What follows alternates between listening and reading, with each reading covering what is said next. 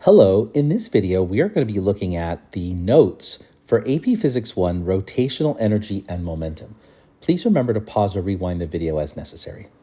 Let's begin. Section 8.6, Rotational Kinetic Energy. One thing discussed in class is that every translational variable has an angular or rotational counterpart. So mass, for instance, has the rotational analog of rotational inertia. Speed and velocity translates rotationally to omega, which is angular velocity. So if we have translational kinetic energy of 1/2 mv squared, then that means rotational kinetic energy, which we'll call Kr, is equal to 1/2 I omega squared.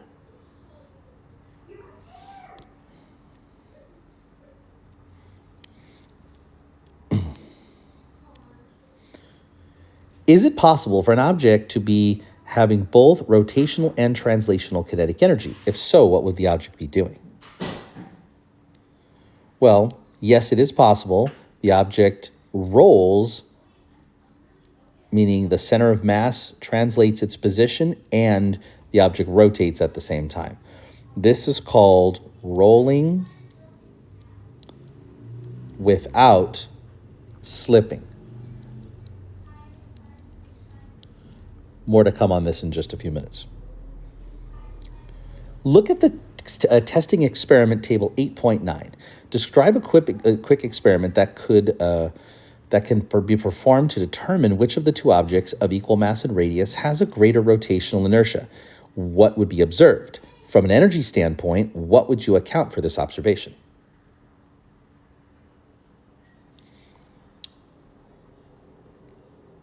Testing the expression for rotational kinetic energy. If you look at the testing experiment column on the left-hand side, it says that a solid cylinder and a hoop of the same radius and mass start rolling at the top of an inclined plane. Which object reaches the bottom of the plane first? What is the ratio of their speeds at the bottom? Well, now let's look at the middle column where it says prediction. Both object-Earth systems start with gravitational potential energy.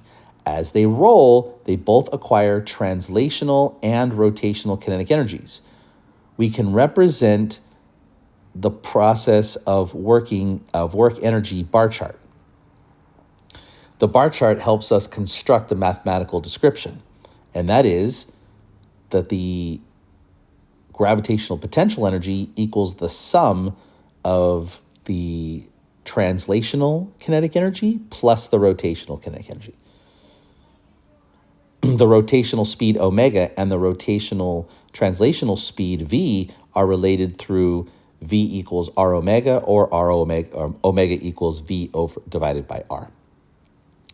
Substitute in the energy equation and then rearrange, and we get an expression for the final velocity. At the bottom of the inclined plane, the object with the greater rotational inertia I will have the least translational speed. Thus, the hoop should be moving more slowly,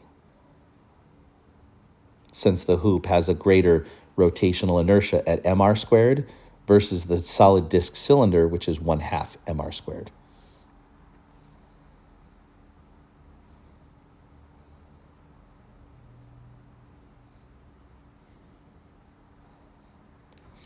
Roll both objects at the same incline and see which one reaches the bottom first.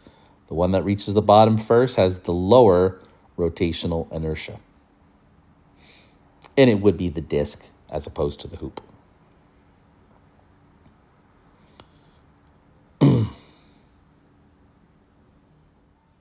Read the story on page 304 and 305 about the snow and the water in the same bottle.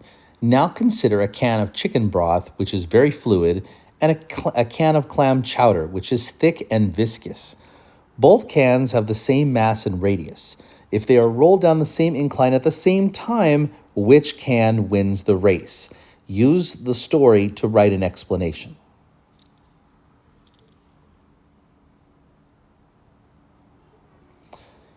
Well, if we take a look at this picture, we can see in image A, we have a bottle packed with snow. The snow clearly rotates as the bottle rotates. And so you can see by the energy bar chart, the complete energy of gravitational potential energy converts to translational kinetic energy, and then a little bit more rotational kinetic energy as well. Now in image B, on the right-hand side, the bottle containing water, you'll notice that the water does not rotate as the bottle does. Therefore, the water inside the bottle actually just slides down the incline and does not rotate. Since the water does not rotate, all of its potential energy will be converted into translational kinetic energy, and thus this bottle wins the race.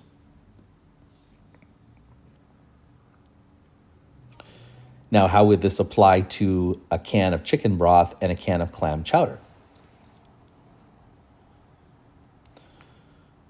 The chicken broth would reach the bottom first because the broth is very fluid so that the molecules of broth won't rotate inside the can. This means the molecules do not contribute to the rotational inertia. The chowder has molecules that will rotate all along the can, so those molecules do contribute to the rotational inertia.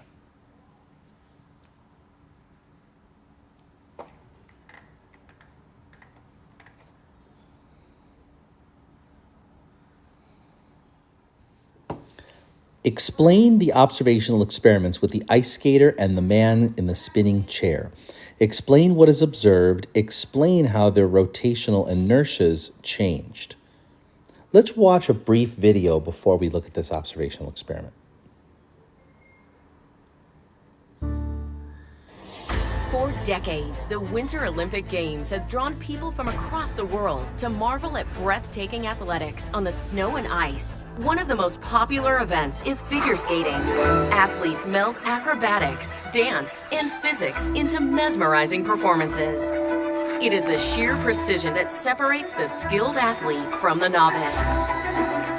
Through years of tireless training, skaters must learn to understand and use angular momentum to become the best in their sport. Angular momentum is the product of a skater's moment of inertia and angular velocity and is represented by the letter L. When the skater is rotating with no net external torque acting on her, angular momentum is conserved.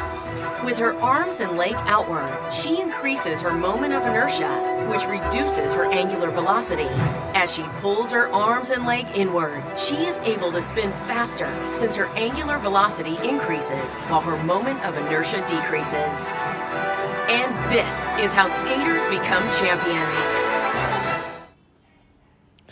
If we look at the observational experiment table 8.7 in the Atkina physics textbook, we'll see that in letter A here, in part A, we have a figure skater initially spins slowly with a leg and two arms extended. She then pulls her leg and arm close to her body, and her spinning rate increases dramatically. Why is this so? Well, in the initial situation, she has a large mass distribution, meaning her arms and legs are spread out wide. Therefore, her rotational inertia is larger, and she has a smaller rate of spin, smaller omega. Since there is no net torque acting on her, meaning nobody is pushing her to make her go faster, then angular momentum is conserved. Angular momentum is the product of rotational inertia and angular velocity, I and omega. So what happens is when she brings her arms in wide, into close to her body, she ends up spinning faster. The same can be seen with a man sitting in a chair. Now, you all will be doing this lab next week in class. A man sits on a chair that can spin with little friction and holds barbells far from the body and spins slowly. When he pulls the barbells close to his body, the rate of spin increases dramatically. Again, similar situation, the barbells extended out wide, create a situation of a larger rotational inertia and a smaller rotational speed omega. When the barbells are brought in towards the center of the body, the rotational inertia decreases. And since there's no net torque acting on the system, the rotational speed, omega, must increase.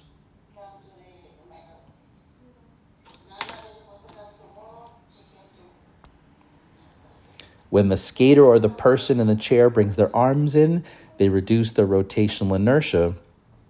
Molecules are now closer to the axis of rotation. This causes the rotational speed to increase in order to keep angular momentum constant. State the basic equation for rotational momentum. When we say rotational momentum, we say meaning angular momentum. The unit will be stated as well.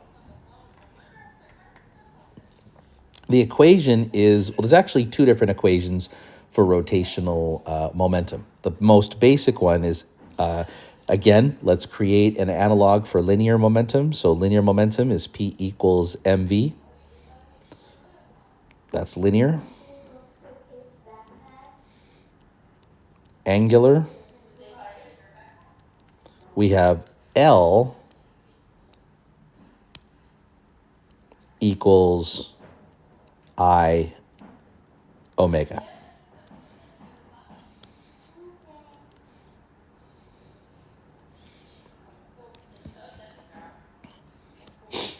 Okay, now what are the symbols and the units for? Well, L is the angular momentum.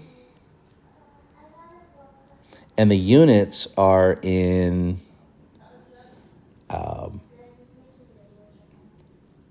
kilogram meters squared per second. I is the rotational inertia,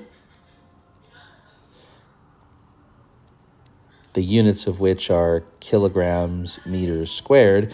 And then finally, omega, which is the angular velocity, and the units for those are radians per second. What is rotational impulse? What is the equation for rotational impulse? Rotational impulse is the change in angular momentum. So just like linear or regular, linear or translational impulse is the change in linear momentum, rotational impulse is the change in angular momentum. So again, let's try to create and continue the analogies to help this make a little more sense. Okay. Linear momentum is m times v. Okay. Newton's second law tells us that we have a net force equal to ma. Well, if you remember, a is change in velocity over time. Well, mass times a change in velocity would be a change in momentum over time.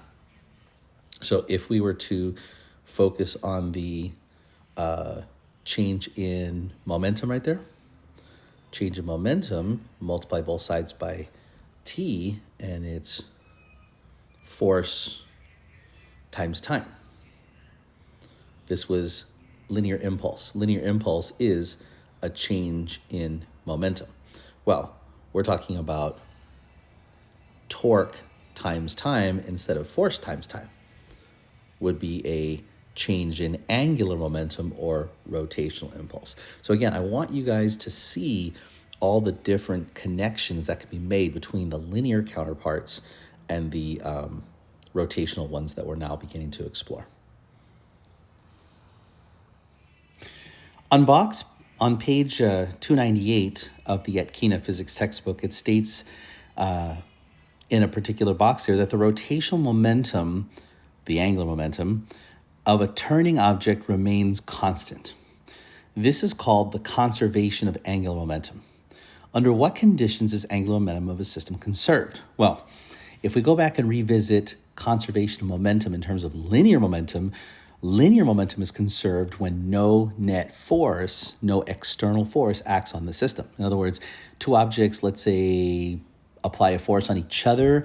Well, object one applies a force on object two applies a force back on object one, but there's no external forces causing anything to speed up or slow down or whatever. Therefore, linear momentum is conserved. Well, angular momentum is very similar, but instead of force, we're talking about the rotational analog of torque. So under what conditions would angular momentum be conserved? When no net torque is acting on the system. Now, pulsars are stars in space that rotate very fast. It takes 24 Earth hours to rotate once, and the sun about 26 days. But it takes a pulsar about 1 to 2 seconds to complete one rotation. Explain how this could happen. Well, a pulsar was a star just like our sun. But sometime in the past, the pulsar underwent gravitational collapse. That means the pulsar's atoms got closer and closer to the axis of rotation. That means, of course, that the rotational inertia decreased significantly. Since no external torque acted on the pulsar kept the same angular momentum, which means angular momentum equals I omega. If the rotational inertia went down significantly, the angular velocity is much higher and thus completes its rotation very quickly. Explain why a bicycle falls over easily if the bicycle is not moving, but a bicycle that is moving doesn't fall over very easily. Now, this was something I was personally trying to get my daughter to understand when I was first teaching her how to ride a bike. And when any parent teaches their child how to ride a bike, the child has to overcome the fact that when the bicycle is actually moving, it will actually be more stable. And that's kind of a hard thing for a child's brain to comprehend. But it is true. And here's how it works. Angular momentum is a vector quantity. So if the bicycle wheel that rotates falls over, then the direction of angular momentum must have changed. Well, that requires a net torque, because changing angular momentum only occurs when a net torque is acting on it, okay? We're talking about rotational impulse, right? Okay, the faster the wheel spins, the greater its angular momentum, and thus more torque is required in order to change the momentum of the wheel. Therefore, it makes it harder and harder and harder for the bike to fall over. So when the wheels are moving faster, a net torque could act on it to make it fall over, but it's highly unlikely because a faster spinning wheel with a greater angular momentum will require a much larger torque in order to change it. Not likely to happen.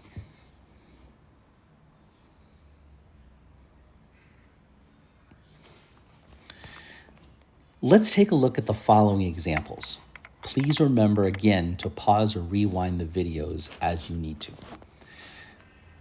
In this example, we're going to examine a toy car, a hoop of rotational inertia mr squared, a disc, which is basically just a flat cylinder of rotational inertia 1/2 mr squared, all of which have a mass of 2 kilograms.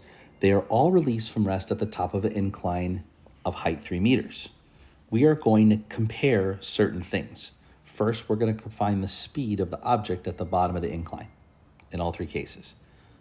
Second, we're going to look at the translational kinetic energy that it has at the bottom of the incline.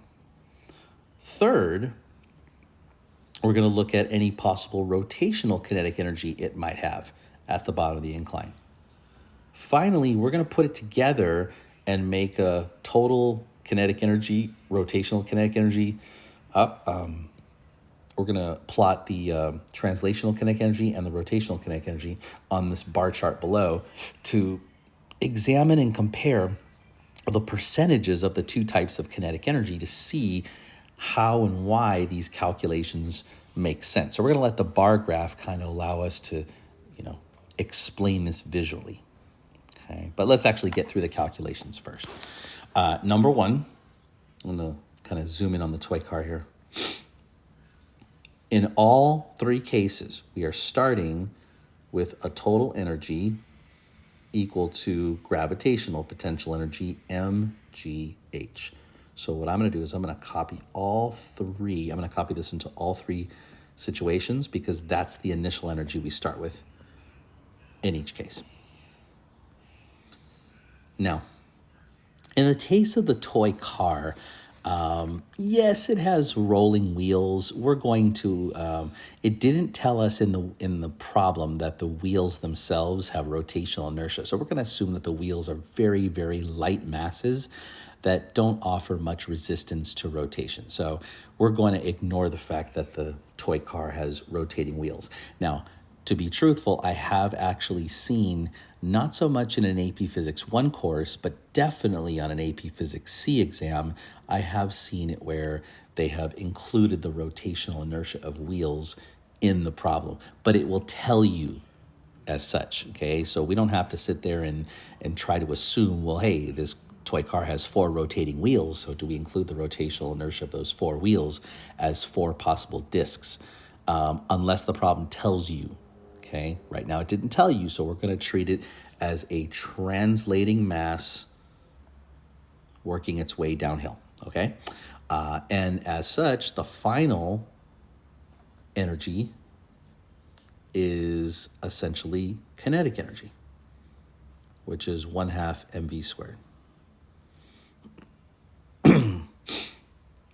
Okay, so now if you guys recall, this being a conservation of energy problem, how do we know this is a conservation of energy problem? Because we have a change in height and we clearly have a change in speed as the car accelerates downhill. So remember, change in height, change in speed, that is a very, very easy indicator to let us know, oh, hey, conservation of energy is the concept in this problem. When that's true, we're going to use the equation, total initial energy equals total final energy, which would mean in this case, mgh equals 1/2 mv squared. Now, before we start plugging numbers into anything, let's solve for v. Remember, to solve for v, we would multiply by 2, cancel the masses, and then finally square root. So v is equal to the square root of 2 times g times h. Go ahead and plug in your numbers. 2 times 10 times h is 3 meters. And we're essentially taking the square root of, 20 times 3 is 60? Okay, now the square root of 49 is 7. The square root of 64, right, is 8. And the square root of 60 is closer to 64 than it is 49. So sure enough, this, if you put the square root of 60 in a calculator, you get pretty close to 8. About 7.8 meters per second to be precise. Okay, now, how does that work with a hoop and a disc? Okay, well, now here's where the similarities and differences will fall with a rotating object such as what you see here. Now, what I'm going to do is I'm going to do the hoop and disc simultaneously so that you can begin to compare them not only to each other, but to the pure translation of the toy car. Okay, here it goes.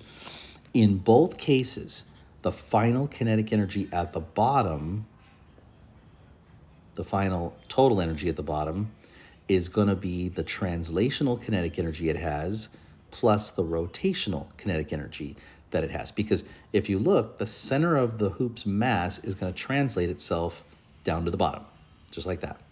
But it will be rotating as it does so. So it has 2 types of motion and 2 types of, therefore, kinetic energy. So I'm going to apply this to both problems, just like that. Which means if I'm using conservation of energy in both questions, in both times, initial energy equals final energy. In both situations, mgh is going to equal 1/2 mv squared, that's the translational kinetic energy of the center of mass, plus 1/2 I omega squared, which is the rotational kinetic energy that it experiences as it rolls. And that's true for both because a disc and a hoop are both rolling. So far, I'm going to copy this down because this is the same for both. Again, remember to pause or rewind the video as you need to if you feel like I'm going too fast. Okay, At this point, what we're going to do is we're going to take the 1/2 I omega squared and we're going to substitute for I and omega squared, okay? We're going to make a substitution for both of those things.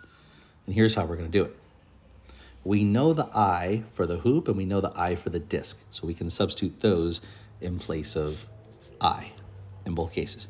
But you also have to substitute for omega squared. So recall that V is equal to R omega, which means V squared is equal to R squared omega squared. And if you solve for omega squared, that would be equal to V squared over R squared. So we're going to substitute that for that. Okay, let's do this. Let's start with the hoop first. MGH equals 1/2 MV squared plus 1/2. Now, what is I for a hoop? It's MR squared. So I'm going to substitute MR squared in place of the hoop. And I'm going to substitute V squared over R squared in place of the omega squared. So I substituted for I right here and omega squared right here. Now, watch what happens. The R squareds cancel and you're left with 1/2 MV squared.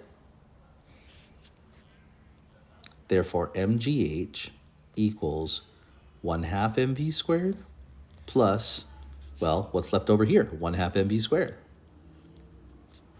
What is that, ladies and gentlemen? That's going to be MGH equal 1/2 plus 1/2 is just 1, or MV squared. Okay, masses cancel, square root both sides, and V is equal to the square root of GH. So now look at what's going on here. If you just compared the hoop to the toy car, who would get down to the bottom first? Well, the toy car would. Okay, look at the equation. The speed at the bottom for the toy car is 2 mgh. This is only 1 gh. So 2 gh versus 1 gh means the car is going to get down square root of 2 times faster. Square root of 2 is about 1.2. So we're talking about 1.2 meters per second faster than the hoop. Therefore, if you get down faster, you're going to get down there in less time. You'll win the race. Well, let's quantify this. Plug in 10 times 3. We're taking the square root of 30 instead of the square root of 60. Square root of 30, well, the square root of 25 is 5. The square root of 36 is 6. And that pretty much puts us right in the middle at about 5.5 meters per second squared, which is 1.2 meters per second less than 7.8. So far, the toy car wins between that and a hoop, okay? And we're going to explain why that is in a minute, but let's just quantify everything, okay? Now, let's go to the disc and realize we're going to do pretty much the same analysis here, but we have a different rotational inertia. That's what makes the difference between a disc and a hoop. So MGH equals 1/2 MV squared plus 1/2. Now, you have to go to the disc, and we're going to substitute 1/2 MR squared for I, and you're still going to substitute V squared over R squared for omega squared. So the I for a disc is 1/2 MR squared, and we're still going to substitute V squared over R squared for omega squared. So we substituted for I and omega squared here and here. Now, and again, the reason we do this is because we're translating from angular variables back to linear translational ones. Get all the variables the same, essentially. And you'll notice, again, the R squareds cancel, leaving you with, well, 1/2 times 1/2 is 1/4 MV squared.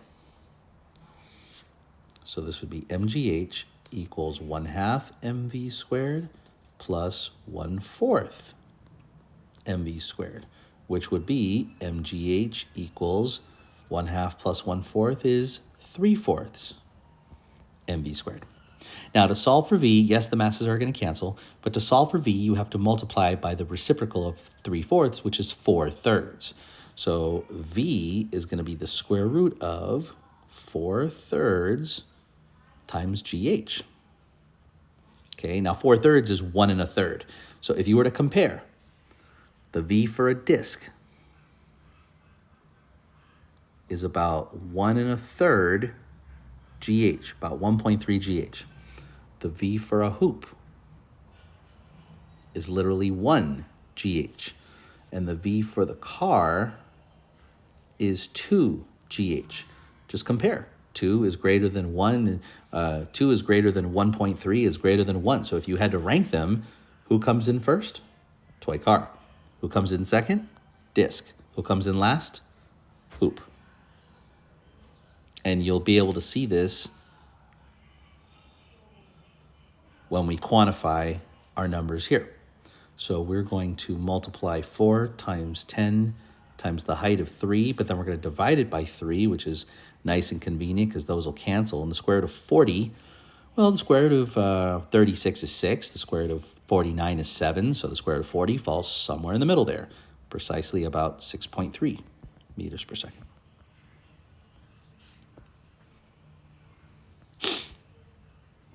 And again, you can see first place, second place, third place, just like we predicted up here. Okay, so let's figure out, we're going to figure out the translational and rotational kinetic energies of these because of the values that we have. And we're going to use that to plot the bar charts down below. So let's figure out the translational kinetic energy of the toy car. So translational kinetic energy is 1/2 mv squared. Now, all the cars have the same mass. All the objects have the same mass, 2 kilograms. But they have different speeds as we calculated right here. So we're going to use those in a translational kinetic energy calculation. So translational kinetic energy of the car would be 1/2 times 2 times 7.8 squared. Those cancel.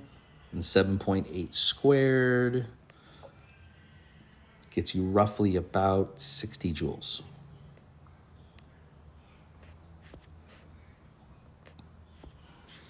Okay, the translational kinetic energy of the hoop, similar idea. It's 1/2 times same mass of 2, this time times 5.5 squared. Okay, and what's nice about this, ladies and gentlemen, is that, remember, 7.8 squared was 60, right? That's where we got the 60 from. Same thing here. What was 5.5 squared? It was 30. So you don't really need to put much into a calculator because we're just kind of working the problem backwards, essentially. 30 joules there. And then lastly, the kinetic energy, 1/2 mv squared for the disk, be 1/2 times 2. Okay, and then if we square 6.3, we get 40.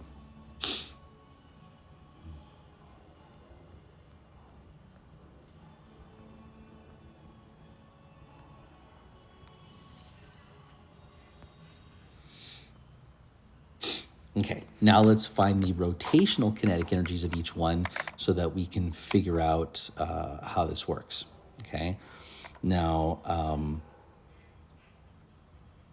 the easiest way to do this, honestly, is to figure out the potential energy and then subtract. In other words, we don't have to do a 1/2 I omega squared calculation. That's the equation. Okay, the equation for rotational kinetic energy is 1/2 I omega squared. I wouldn't recommend doing it that way. That's just extra work. This is a conservation of energy problem. The total energy up here should equal the total energy down here. So therefore, if the total energy, the total potential energy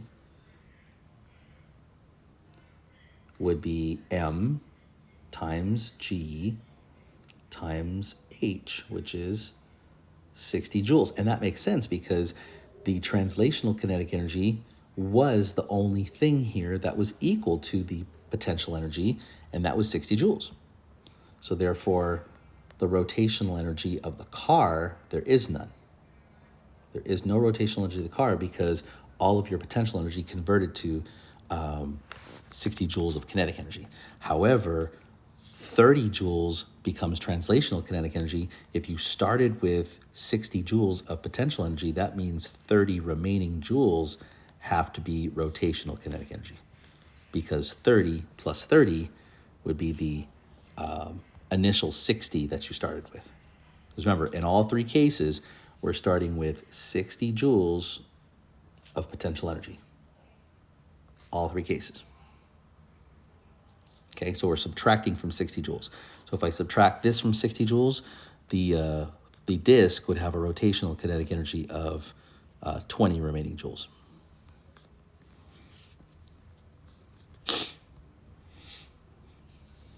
Okay, so if you look and see the amount of translational kinetic energy and rotational kinetic energy that you have, let me fix this. Okay, the translational kinetic energy, the car would have nothing but 100% translational kinetic energy. So the bar would be all the way to the top. However, for the hoop and the disk, it's going to be a percentage. So you'll have 50% translational,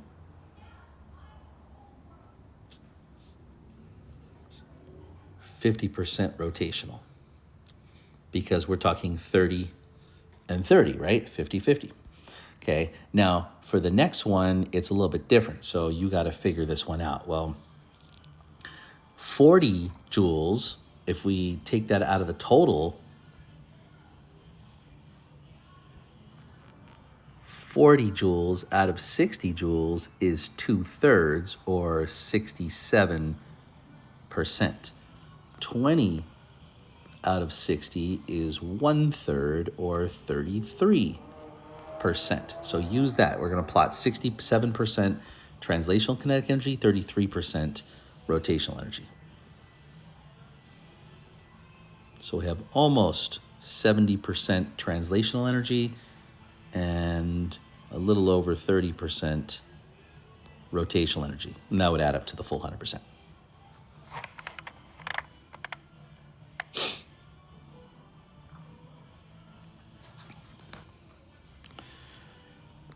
In this next example, a student uses an apparatus to show that the whirling a bob of mass m on the end of a string with circle of radius r and angular velocity omega naught. And we are basically going to determine the following. The rotational inertia of the bob at the end of the string, by the way, is initially I naught. We are determining the angular momentum of the bob and the kinetic energy of the bob.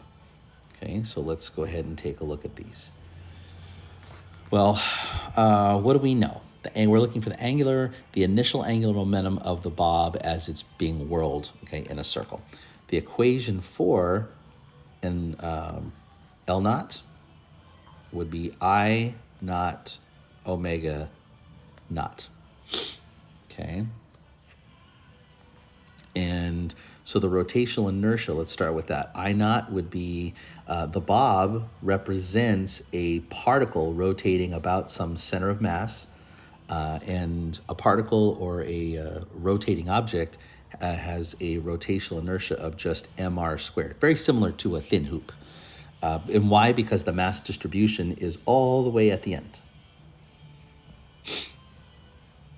Okay, so all we have to do now is substitute mr squared for omega, for I, and we get L naught is equal to mr squared omega naught.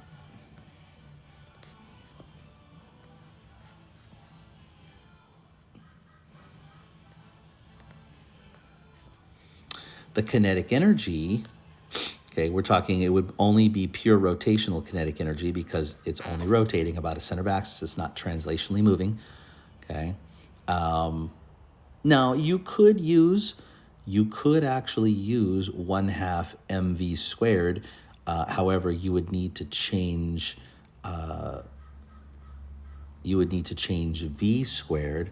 If v is equal to r omega, v squared is equal to r squared omega squared. And so you would have to substitute this for this. And you could do it that way, okay?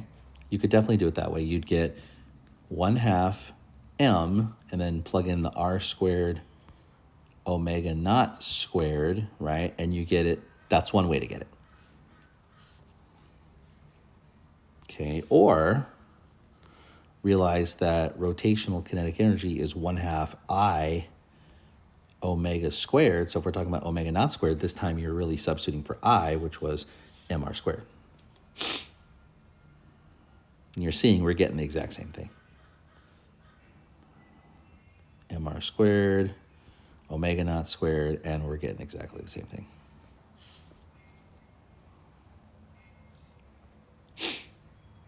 Okay, so now those are the initial quantities, right? Well, the student pulls the string so that the radius of the circle slowly decreases to 1/3 of the original radius.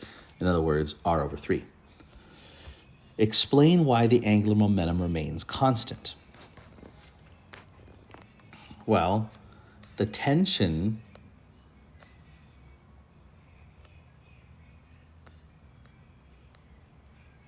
in the string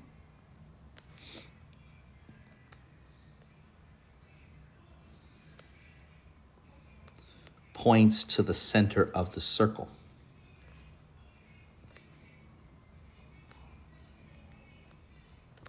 If we look back at the picture, the object is going tangentially this way, but the tension goes this way. And that is perpendicular to the motion that's happening here. Which means when we pull on the tension this way, you might have an increase of tension this way, but it's not perpendicular to your motion. Or rather, it is perpendicular to motion. So the tension in the string is to the center of the circle. And so what that means is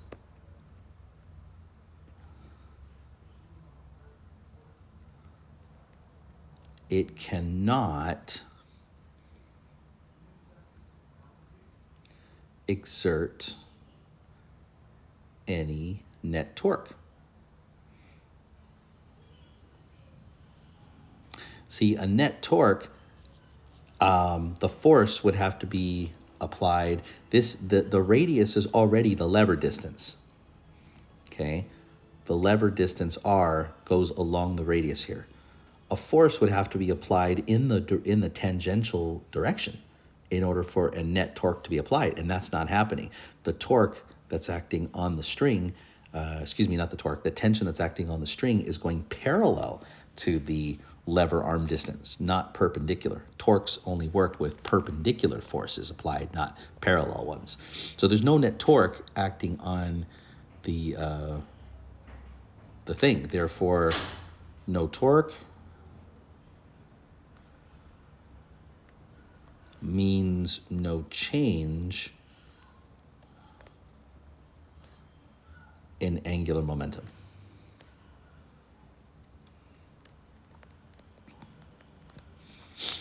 Okay, so now determine the new rotational speed in terms of omega naught. Well, if L equals I omega and this remains the same, you just use proportional reasoning to figure this out. The radius has decreased by 1/3, okay? Now remember, I is proportional, or I is rather equal to mr squared. So if the radius decreased by 1/3, that means the new radius, the new rotational inertia, which I'm going to call I prime, is now 1/9 of the original. Because if I put 1/3 in here and I square 1/3, well, 1/3 squared is 1/9. So the new rotational inertia is 1/9 the original rotational inertia. And so if this is 1/9 as much, well, this has to be the spin, the rotation, the angular speed has to be 9 times greater for 9 times 1/9 to equal the same angular momentum. So let's write this down. So the angular momentum stays the same.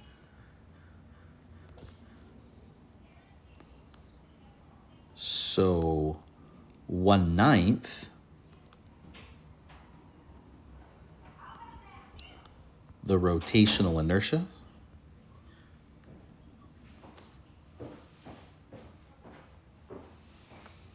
means 9 times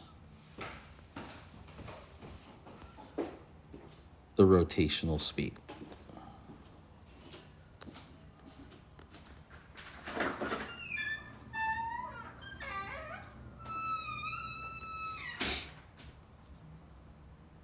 So the new rotational speed, which I guess I'll call omega prime, is going to be 9 times omega naught. So to determine the new moment of inertia, okay, well, we already talked about it. If I naught is equal to mr squared, and we essentially do this, I'm going to call this I prime. The mass stays the same, but what you did is you reduced the radius by 1/3. So the radius is 1/3 as much, and so this would become mr squared over 9, or 1/9 mr squared. So if the original rotational inertia is mr squared, the new rotational inertia is 1/9 mr squared.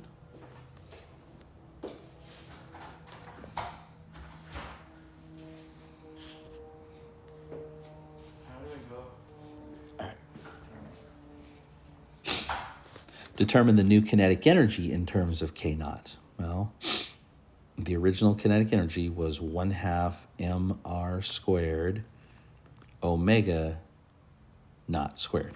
Okay, so what happens here? I'm going to call it K prime.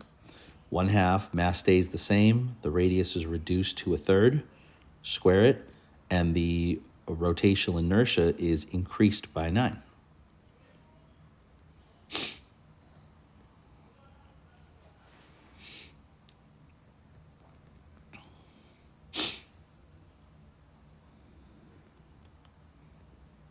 One half mr squared,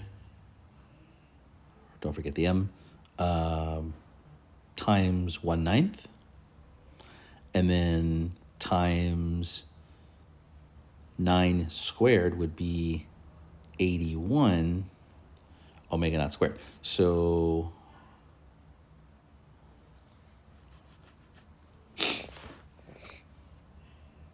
one ninth goes into 81 9 times, and 9 times the 1/2 in front means that the new kinetic energy is 9 times 1/2 mr squared omega naught squared, or you could say it's 9 times the original kinetic energy.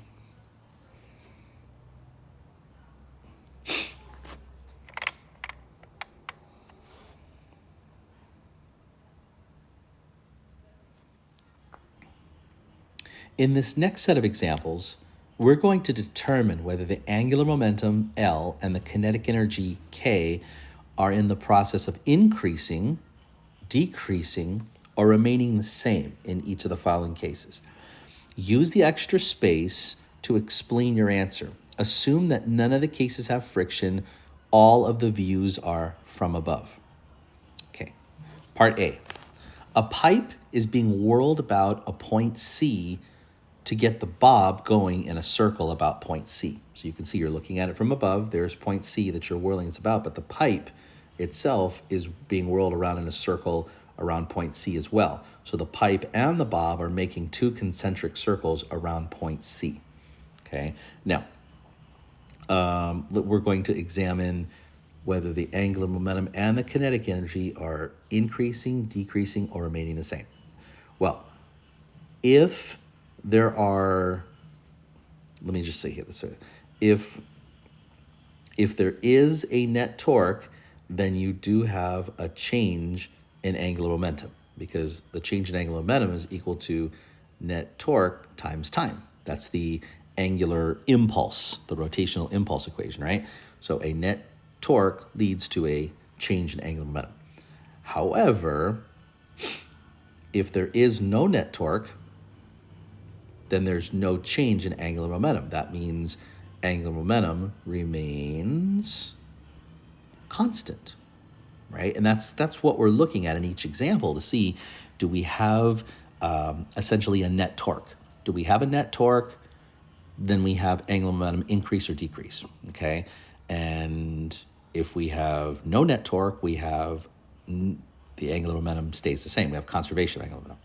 Now, kinetic energy increase or decrease, or staying the same rather, can be viewed by the angle between. So in other words, how much work is being done. So recall that work, right, is equal to force times distance. Now rotational work is equal to torque times distance times the cosine of the angle between them. And so if you have an acute angle, if an acute angle exists between where the torque is applied, well, I'll just keep it this way with the force. We'll keep it in linear terms. If an acute angle exists between when the force is applied and the distance, that would be the distance, would be essentially the radius of the circle, then you have positive work being done. And positive work means an increase in kinetic energy, because remember, work is equal to a change in kinetic energy. That's work energy theorem. But if you have an obtuse angle, an angle greater than 90 degrees, that means negative work is going to be done, and you have a decrease in kinetic energy. Okay, and I'm trying to remember why this is. Let's say you have an object, and I have to do this kind of a review on work and the components of work for this next example to make sense. So let's say you have an object, okay, and it's moving this way, right? But you have an angle this way between the force. That's an acute angle, okay? Now, is this force going to cause an increase in energy, a decrease in energy? Well, it's going to make the object speed up and accelerate that way, right? This force is being applied in the direction of the acceleration, and it's going to cause the kinetic energy to go up. Therefore, you have positive work done when the kinetic energy goes up. But if you had an obtuse angle, right, something greater than 90 degrees, this acts to oppose the acceleration, not add to the acceleration. That would be slowing down the object. When the object is speeding up, kinetic energy is greater, positive work. When the object is slowing down because of some opposition force, we have negative work, which is translating to a negative change in kinetic energy. Okay, so we're going to use those. And of course, the third one would be if we have displacement going this way and we have a perpendicular force, no work is being done because, well, the cosine of 90 degrees is 0, okay? So I hope all of that serves as a reminder, because we're going to use that in our discussion, okay? Part A. A pipe is being whirled around point C to get the bob going around point C. Well, just look. This is the direction of your force, okay? Now, this is the direction of your lever distance, D. You can see that there is an acute angle that exists between the two of them. So what you have there is you have, first of all, you do have a net torque being applied, and the net torque is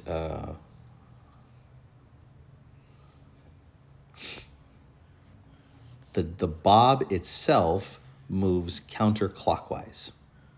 Okay, the bob itself is moving counterclockwise. And you can see that because this right here is the point of rotation, and the bob itself is moving counterclockwise around that. The tension, okay, the tension itself is also counterclockwise because it's pointing down in this direction towards the pipe, and that is going in this direction. So you have two counterclockwise torques about point C,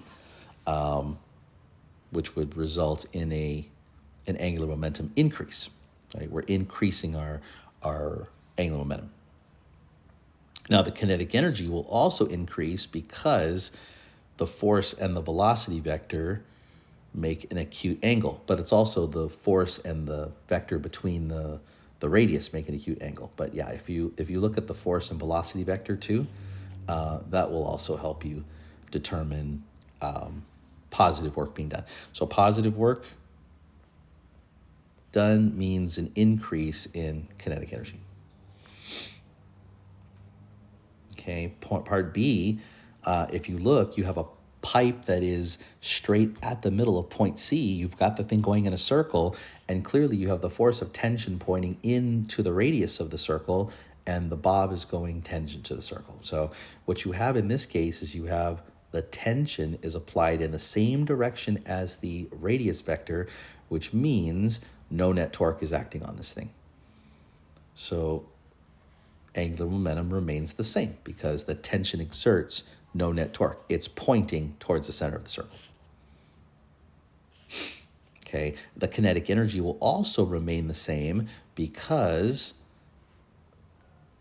the angle between the force and displacement is 0, and work is equal to force distance times the cosine of theta.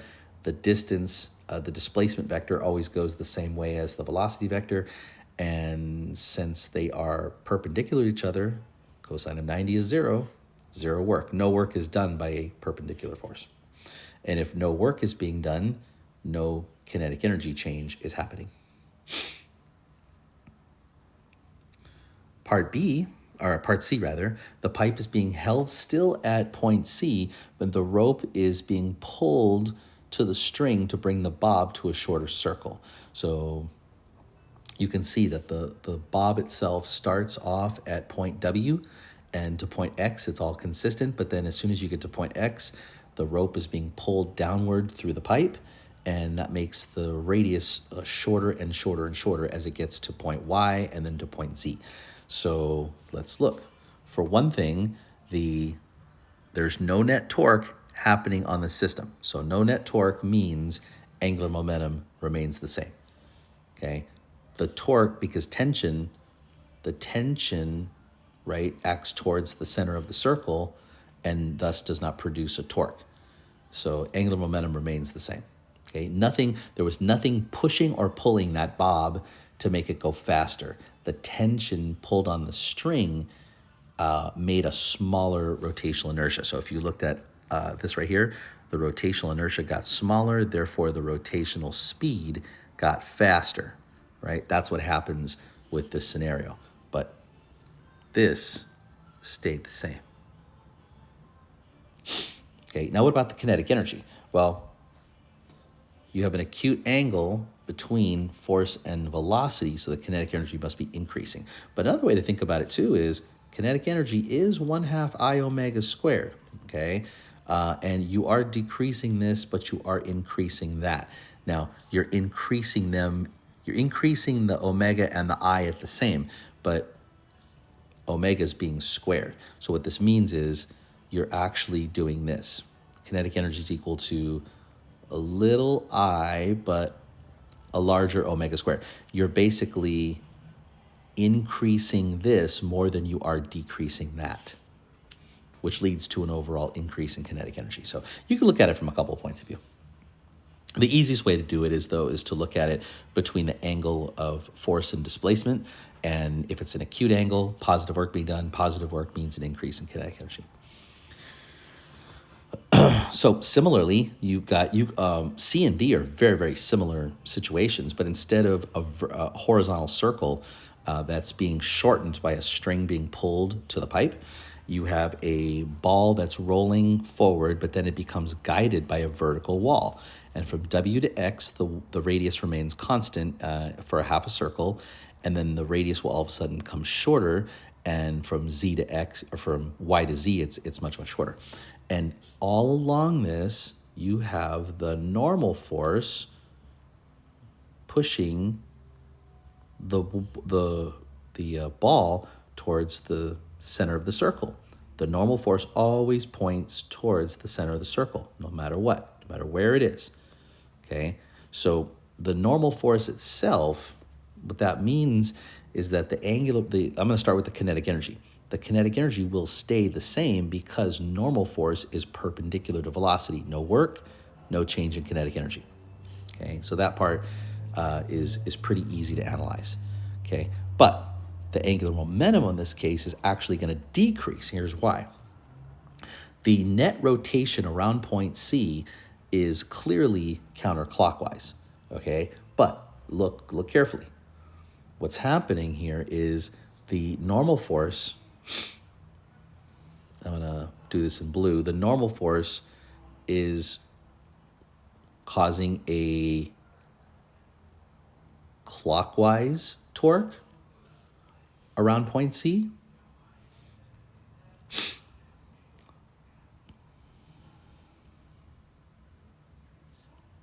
The normal force is causing a clockwise torque, but the ball itself is rotating counterclockwise around. So you can see that's opposing the rotation of this, therefore decreasing the angular momentum. So we're not adding to the angular momentum, we're subtracting from it because you have two torques that are going in opposite directions. If you had torques that were going in the same direction, like we had in case A, torques going in the same direction add to the angular momentum and the angular momentum increases.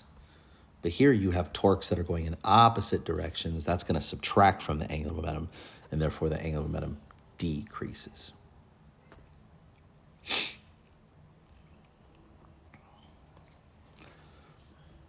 Ice skater example. An ice skater spins with her arms stretched out. We saw a video on this not too long ago. When she pulls her arms in, what happens to her rotational inertia, her rotational speed, her angular momentum, and her rotational kinetic energy? Explain. Well, again, we're rehashing this because we looked at this earlier on when we began to look at angular momentum. And what happens is, just as like the bob, when the skater pulls the arms in, the rotational inertia decreases. Since no external torques act on the system, the rotational speed omega will increase to keep angular momentum constant. Okay, but it takes work to pull the arms in. The arms would fly out rather, so that work becomes an increased kinetic energy of the skater. And another way to think about it too is, again, K is equal to I omega squared, and L is equal to I omega. I omega. So the omega is the I is decreasing as the omega is increasing for this to stay constant. So the I and the omega decrease and increase the same way. So if this is decreasing, omega is increasing squared, right? There's more increase in omega than there is decrease in I, which leads to an overall increase in rotational kinetic energy. So you can use that particular idea and that particular equation to help you as well. And now we get into a pretty abstract idea, and that is the fact that a linearly moving object can actually have angular momentum. Okay, this is a really, really weird concept, but it works.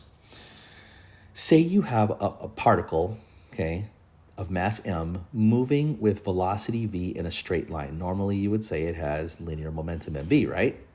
Okay. Now, let's say you have a point P, an axis of rotation, a potential axis of rotation of point P.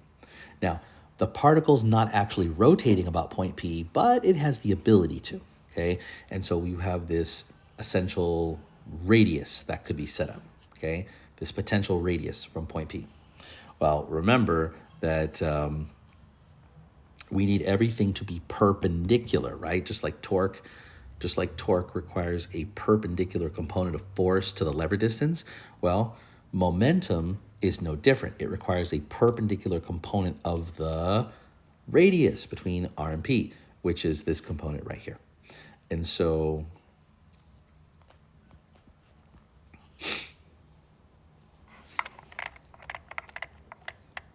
we actually get the following. We get mvr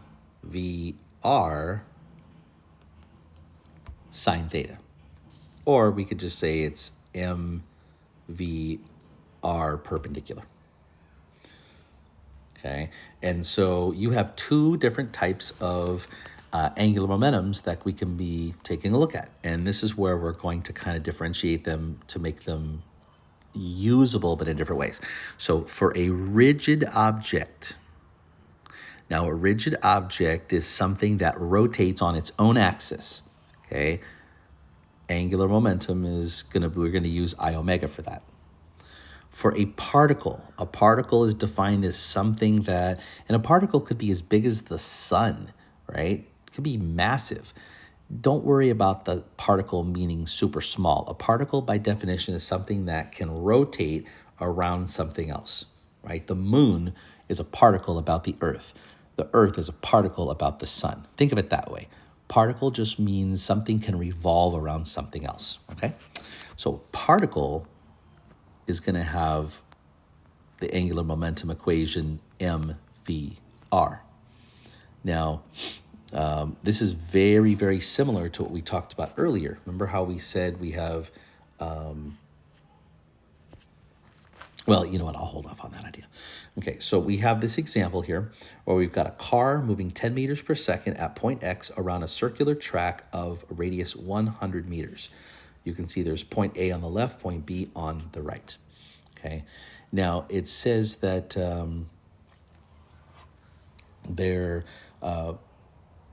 we have the mass is 1,000 kilograms. There is a flag at the center of the track at points A and B are opposite sides as shown.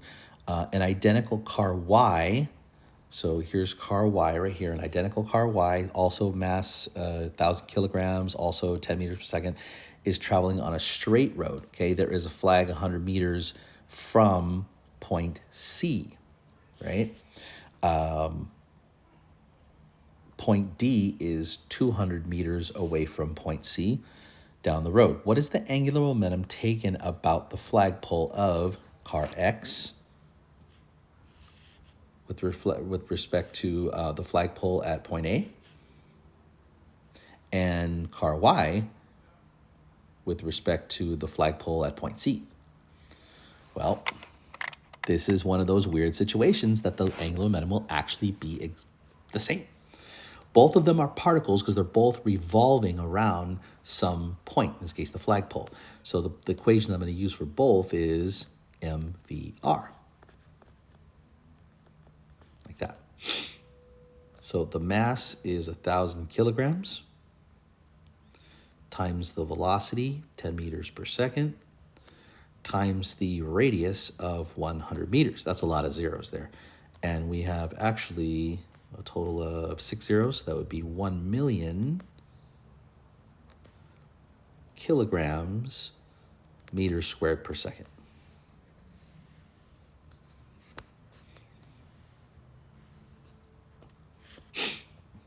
And that would be exactly the same for car Y.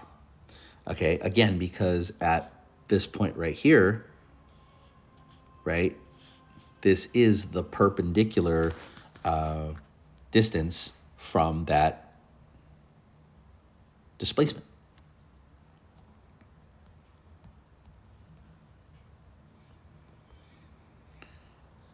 Okay, what about when car X is at point B?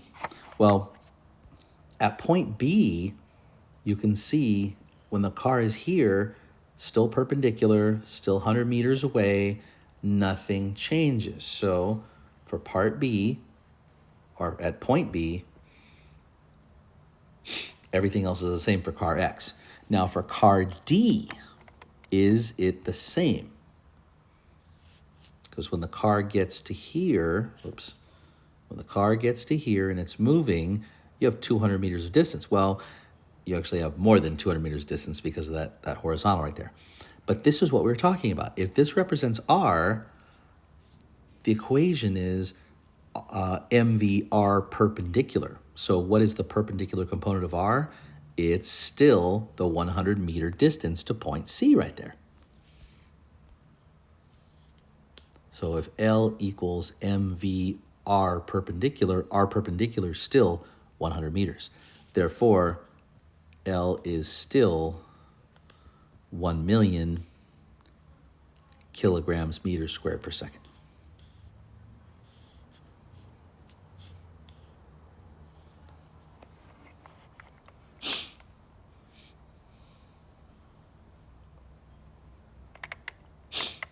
Okay, let's take a look at another example.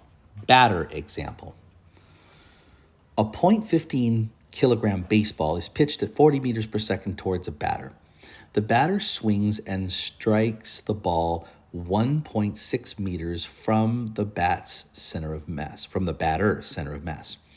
The ball leaves the bat with a speed of 50 meters per second in the opposite direction. The ball is in contact with the bat for 0.05 seconds. What is the ball's change in angular momentum taken about the batter? Well, To figure out the change in angular momentum, let's figure out L final, L initial, and subtract them. Okay, so L initial is going to be MV R perpendicular. Okay, and this is about the ball now. And so that's going to be 0.15 times the 40 that it's moving, 40 meters per second, times 1.6. And so we get 9.6 kilograms meters squared per second for the initial. Okay. Now, when the ball leaves the bat, it's leaving the bat at a faster speed. Same mass, same distance away. So MVR perpendicular, 0.15 times 50 times 1.6 is about 12 kilograms meters squared per second. That means your rotational impulse, or your change in angular momentum, would actually be 12 minus a negative 9.6. Why this? Because those are in opposite directions. The angular momentum in opposite directions. Okay, about the center. So let's draw a picture here. Okay, this is the center of the batter's rotation. This line represents the bat. You're looking at this from the top view, by the way. You're looking at over the very top of the batter. The ball comes in this way. Okay, and relative to that point right there, we're talking what? Possible counterclockwise rotation. When it exits, when the ball is hit, it moves that way with possible clockwise rotation about that point right there.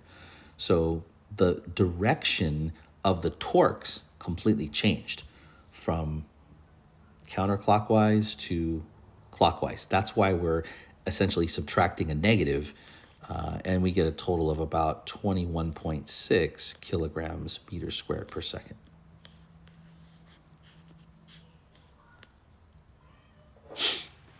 Okay, what was the average torque applied by the ball? Well, now we're going to use our rotational impulse equation, because rotational impulse means net torque times time. Solve for the net torque, and it's the change in angular momentum over time. I wrote L over there, sorry. That'd be times time. And your 21.6 kilograms meters squared per second over the time we're in contact with the ball, which was about 0.05 seconds. And the average net torque is about 432 newtons of force. Newton meters of torque, excuse me, the wrong thing. What was the average force applied to the ball? Well, there's where we go. Torque is equal to perpendicular force times distance, and the bat's radial distance is the 1.6. That doesn't change. So the average force would be the torque applied over the distance, or the 432 Newton meters divided by 1.6 meters. And the average force applied would be about 270 newtons.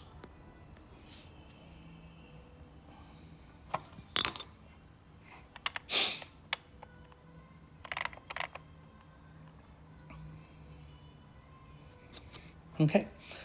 And so at this point, ladies and gentlemen, we're going to conclude our notes for the rotational energy and momentum section. So please omit the portion of the notes that includes the gyroscope activity, the elliptical orbits,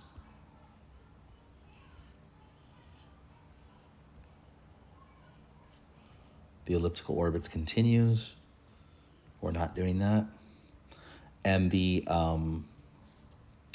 the Peacemaker bomber airplane with the different size wheels. Okay, so and we're not doing this activity either. This is something that we might revisit in our AP exam review in April. So again, as we come to the conclusion of our rotational energy and momentum notes, again, please remember to pause or rewind the video as you need to. Thank you.